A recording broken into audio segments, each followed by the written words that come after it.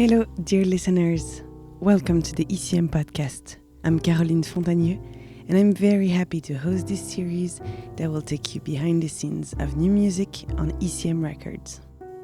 In this new episode, I'm meeting with Judith Berkson to celebrate her new ECM album, The They Die, produced by Manfred Eicher. We talked about spirituality, sounds, trust, and so much more.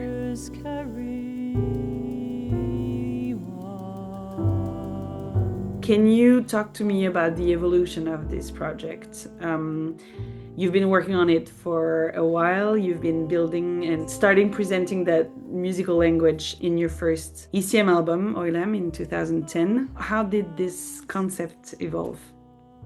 It's sort of a concept that covers several of my interests at once. I suppose, I don't know, chicken or egg, which came first, the interests or the concept. But I think, when I first started doing these solo performances, just myself, and I'd play piano and sometimes electric Wurlitzer or something like that. And I was very much interested in kind of modern jazz, but finding a way to accompany even on standards, my own kind of way of accompanying and my own kind of way of singing and on the standards. And I was searching for a language. So I was working on that.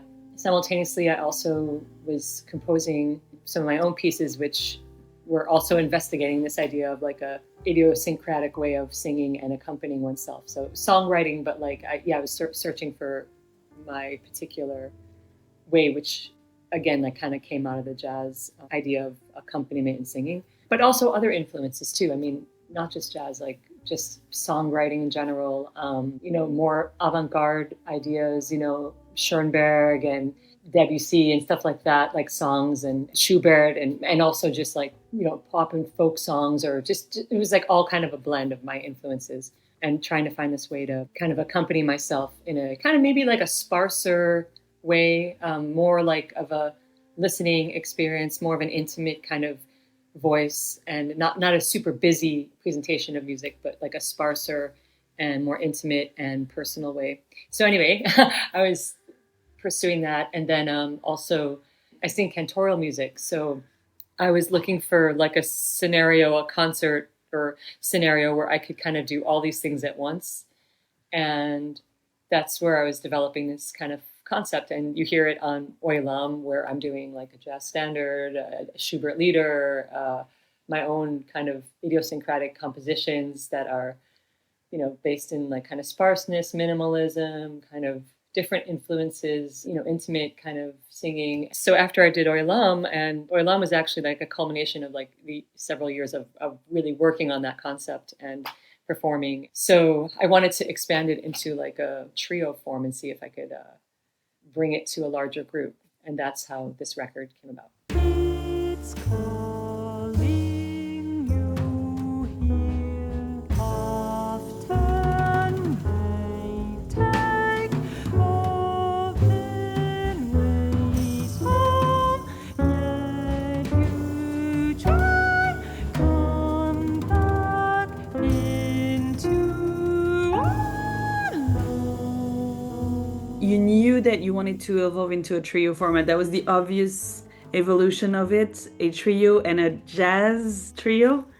Yeah, well, the thing is that right before I was playing solo so much, it actually was interesting because I was doing more groups and trios, quartets, quintets, and I was writing music similar to the music of Oilam and whatever, but just with bigger groups. And what I found was that a lot of times, while the players were really amazing and wonderful, and I found it kind of hard, as one might find hard, to translate my concept within a group and to explain the information between the notes. So it's not just the notes on paper, but the style, the way of improvising, a kind of flow.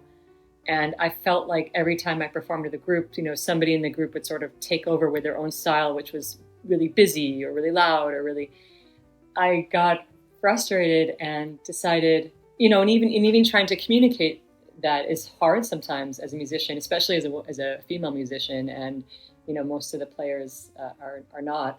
And even trying to explain, well, I'm trying to go for this and this. And jazz is more like, well, this is how I play and you have to deal with it and so forth. And so I said, well, forget about this. Like, I'm going to just say, you know what, I'm not going to collaborate with other people right now. I'm just going to really go deep into myself and really so that I completely understand what's going on and really get it solid within myself. I don't even think that I wasn't solid before, but just, you have an idea and it's just about how to communicate that idea. So I felt by going deep into myself, I would be able to be so solid with it that I could communicate the idea within the writing, kind of improve it so that it could, and also with my own words and so forth. So I went solo so that I could really get control over my sound and my ideas and really understand what was happening. And then I felt able to add people. But, in between this period of doing Oilam and this record, Vive, I also branched out as a composer, of chamber music. And I also was developing an electroacoustic performance practice under the name Liederkreis. So I was very busy doing that as well. And it really wasn't until kind of like the pandemic era. And I was about to move to Los Angeles. And I thought, you know what? It was always a thought in my head of taking the solo concept back into like a jazz realm, whether a group. I really did think jazz trio. That was kind of always there for me. But before I moved to LA, I thought, oh, you know what? This is the time. Like I knew who I wanted to work with. I wanted to work with Gerald and Trevor. And I said, I better do this now before I move. And then, it will be harder to do. So that's when we started. How them? Did you already know them and had you already played with them, or what was your relationship with them prior to this and why them? Yes, I knew them quite well. I mean, Gerald, I worked with for many years. And when I was quite young and just moved to New York years ago, I saw Gerald play and I immediately wanted to, work with him. And I got the courage to like ask him to play a show with me. I think we played a duo show. It was one of my first. Gerald Cleaver on drums. Yeah. I asked him. I mean, I was just like, I don't know. I was just beginning and I was like, I'm going to ask Gerald. Okay. So then, anyway, but we became friends and, we did, we've done things together. We don't always play all the time together, but we're friends and have always been in each other's lives, like as musically supportive. I feel like I have his support from early on. He's made it clear to me that he's like supportive and gets what I do. So that goes a long way for me, that that kind of trust. So I totally thought Gerald would be the person I wanted to be in a trio with. He's such a sensitive player, and really there's nobody that kind of does what Gerald does. He's always creating new sounds, and he's never like kind of going to play just like the kind of normal jazz kind of. I mean, he can do everything, but I guess what I'm trying to say is that he's truly in the moment, listening, improvising, and also like bringing something really makes you like go, wow, okay, like he's got his own take on material. Yeah, I appreciate that because he's not just going to do what is expected or whatever. He's truly a creative space, and also very sensitive. Like can play really quiet, and that's kind of important when you have voice and so forth. So Trevor Dunn, yes, we became friends. I guess over the last 5 to 10 years, maybe. I can't remember exactly when, but of course I know his work, and we have a lot of mutual friends, and we kind of lived close by. But Trevor, I just thought, it's all about trust. It's like there are so many great musicians in New York, but I really just felt like these two people understand and are sensitive to what I'm doing and care and don't want to like just ruin it with their own ideas or something. You know what I mean? Because I've had some bad experiences with that. It's all about trust. And I felt like Trevor, I trusted him and he trusted me. We have like, we talk about music all the time, similar tastes, like similar things we're interested in. And of course, all of his experience. And yeah, I just thought it would work really well. I noticed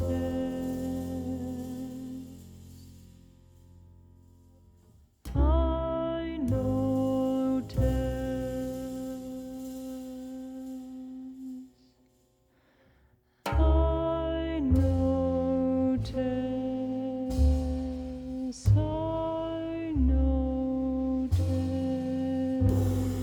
how did you introduce your music to them? Did you make them listen to everything and read everything and practice everything for months before getting into the studio? Or was it something that, because of the trust that you're talking about, that was something that was pretty organic in the evolution of this music? Well, yeah, Trevor had heard me play before, and my music had heard my music, and Gerald as well. But so no, for sure, like they knew, they had experience with like what I had done in the past and kind of what I was after. Of course, it's always hard to know somebody's next project. It could be slightly shifted, but in general, a certain kind of vibe. So they, of course, they had that before, but I think that there's different strategies, and I found that within the jazz context, kind of less is more. Like the less that you control the situation, the less that you kind of verbally talk sometimes. Although it's important, but like I find that the more talking it and explaining, it kind of can negatively impact the music sometimes. Yeah, it can ruin the spontaneous aspect of it, but at the same time, it's really hard to let go of the control, especially as the leader of the band, but also the composer, and like what you have in ear or in mind about what you want it to sound like. Of course, it requires a lot of trust, but it also requires a lot of the possibility to let go, which is not always easy. Right. Well, I think that the interesting thing about jazz, and this is not true for every kind of music, like if I'm doing a chamber piece or something more written down, that's through composed, there's rehearsal, there's an expectation of rehearsal because, it's a new language, a new piece, and it's very specific. But in jazz, part of the culture is, you see, it's not that you're coming to the gig unprepared if you haven't rehearsed ad nauseum or haven't like talked and talked and talked, because inherent in jazz is that there is so much playing that's done, especially Gerald and Trevor have done so much playing. And within that playing over years and years with so many different people, like you hone your skills like of listening, of an experience of so many different styles. When you're a side person, like drummers and bass players naturally are, they play with lots of people and they have so much experience. So that experience of playing and dealing with so many different styles is the conversation, like is what you're paying for in a certain way, like that experience. I don't want to sound crude by saying paying. Basically, that's the culture. So there's different cultures for different music. And I think for jazz, a lot of times you have that trust where you come to the rehearsal knowing that they're going to do their best to listen and kind of understand. But it's true, it is scary. Like it is scary. That's why you have to really think about who you want to work with. You could pick the wrong person and it could really go a different way. So you have to be really smart.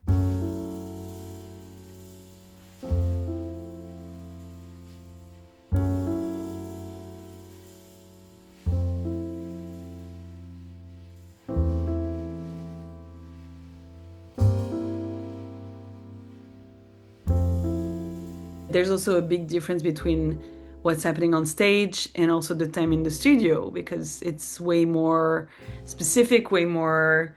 Obviously, there are different takes and we can do as many takes as needed, but it's also a very different energy, a very different attention. And the product at the end is very different. There's a moment versus a moment that's going to lead to a recording. And there's also a very big difference between spending time in the studio and on stage. So I'm just wondering, what was the conversation to go before the studio so that the trust that was happening on stage or in conversation or in friendship would translate into the studio time? I think it's also like about the actual composition. So the messages are in the way that you write the composition. And so the songs that I was doing, they have a very specific sound, and like when you start playing the music, you're like, oh, this is the flow, so that, as musicians, our language is music, and kind of the best way to communicate, I find, is that way, so that the pieces themselves, I think, dictated what would be done. If they were written differently, like the outcome would be different. But all that being said too, I think I wanted to add that not only did I have like history with both of these people, but also like there's a shared cultural moment. We all lived in New York. We all have mutual friends that we play with and collaborate with, and there's a certain time frame. And so things are always the permeating and the shared kind of cultural moments too and friendship and kind of scene, I should say, feeds into it. Of course, I always feel a little bit on the outside of the scene, and not in that I feel like I'm a little bit like in jazz, at least it's been a little complicated for me over the years because I don't really feel like I fit into the jazz milieu exactly, and I don't, and that's okay. But part of me was like, even though I don't totally fit in, there's precedence for this. There's other people that have sort of rode that wave of a little bit on the edge. And certainly ECM is like, a home for that kind of riding on the edge of different things that produce like a very unique kind of sound. And so I felt supported by that, by ECM, by that kind of structure. And then part of me is also like, well, why can't I call us a jazz trio? Or Absolutely. But there was a space for it, and that's very special. How did the connection happen for Oilam with Manfred Eicher and ECM? So I had recorded a record of this solo concept with some standards and my own pieces, and I don't think it had cantorial music on it yet, but it had all the things, and I recorded it and kind of self-produced it at Philip Glass's studio like years and years ago. And I thought, you know what? I just can hear this coming out on ECM. Like, I feel like this would be like so crazy. Like to think, I'm like, oh, okay, I think this might work with ECM. Let me send it to them. Nothing will happen, but I'll just send it. And so I sent it, and I was actually in Europe not randomly. I was performing with a group, and I got a call from Steve Lake, and he said, or an email, I can't remember, and he said, oh, we like this record. We want to produce you doing a record with us. So that first record came out on my friend Jessica Pavone's label. So that came out, and then I re-record something with Manfred Eicher. Do a new one. And for that one, I added cantorial music and a piece in Yiddish. And I think at the time I was sort of coming to terms with, different parts of my identity. I think I had kept my Jewish music and my sacred music very separate from my improvising practice and composition practice. It was like my vocation, on the Sabbath, and I would do it then. And of course my family, and but it was more private. I just didn't think anybody would really care or think it was special. Because to me, it was just a very normal part of my life. And my dad's a cantor as well. And it was just, it's what you do in the temple. And I just didn't see it. I didn't think people would understand it or think it was that interesting. But what happened was I realized, wait a minute, not only is it interesting, but it's actually very similar to jazz. It's an improvised chant practice. It's very intricate, and it's kind of virtuosic. You need to really study the different modes and how they mix together. It's very similar to jazz. Also, I was noticing that the practice itself is disappearing for various reasons, post kind of Holocaust and World War II and migration patterns and so forth, and assimilation in America, and kind of wanting to have it be more like American music in the temple. So it was disappearing. And so then I felt like, oh, I need to kind of put this out there a little bit.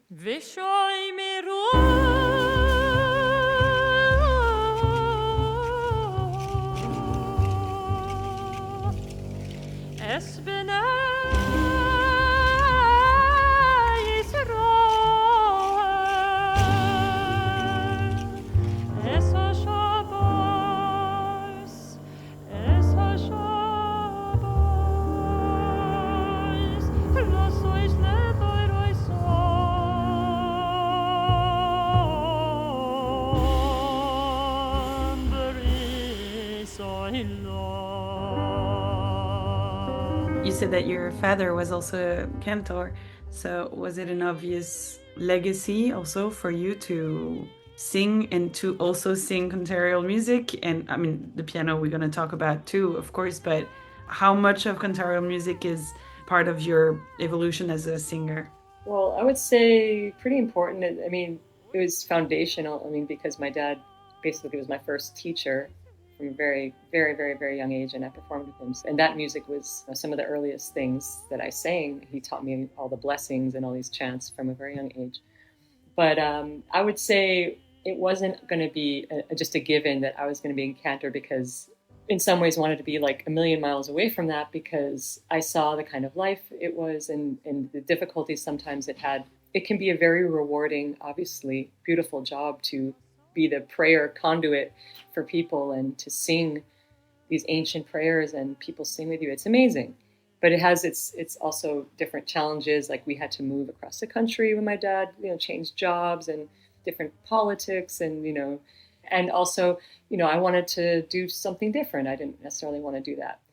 I think what happened was, I was at conservatory. I think it was my dad who pushed me into it, sort of, or nudged me back into it, because he called me and said, this cantor just died at this temple, like near your school. You should audition and get that job. And I was like 19 or 20, and I said, I've never been a cantor. He's like, no, don't worry, you can totally do this. And so I just stupidly listened to him and did my davening. Davening is like the Yiddish word for praying. I did the service, and I didn't think it. For me, it's just normal stuff. And they're like, "We're going to hire you." And from then on, I just was sort of training with my dad more, and to get everything in order. And that's when I got my start. But I think he nudged me into it.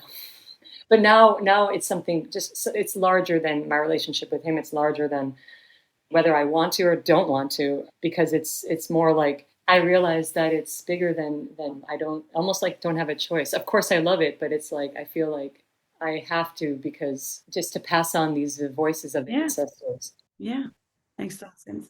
You recorded both vocals and piano together, right? Yes. How was that? Because it sounds like it's very demanding on both sides. So, Well, I mean, there's a big history of pianists that sing. There's Nat King Cole, there's Ray Charles, there's Nina Simone, there's Carmen McRae, Blossom Dearie. I take my inspiration from them. Especially like Carmen McRae, Nina, Blossom. I mean, they're incredible. And I guess that each person finds a way to kind of make it work. Aretha Franklin, somebody else, to kind of find a style where they can accompany themselves. The thing that I was trying to do is I've spent time with traditional jazz voicings and playing standards, and I enjoy that very much, like just a straightforward presentation of the chords.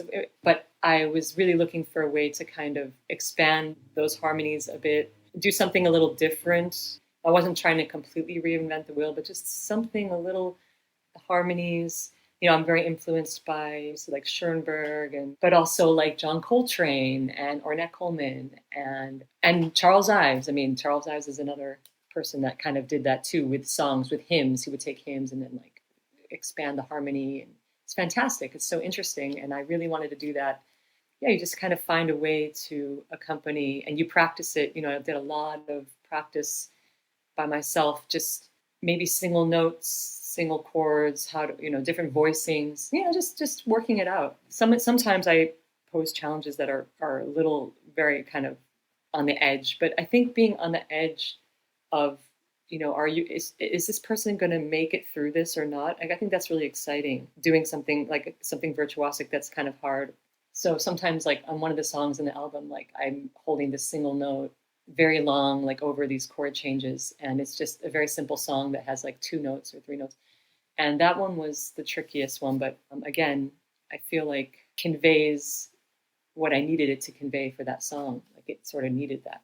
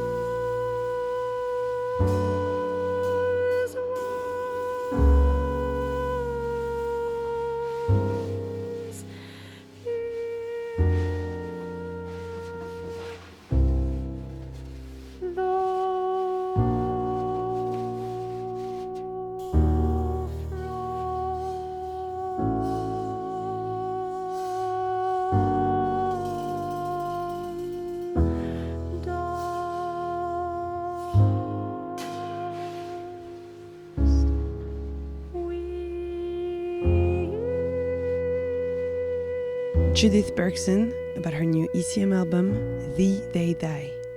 Thank you for joining, choosing, and listening to our ECM podcast. This episode was mixed and edited by Lucas Desmottes. I'm Caroline Fontanier, and I look forward to sharing more music with you in the next episode.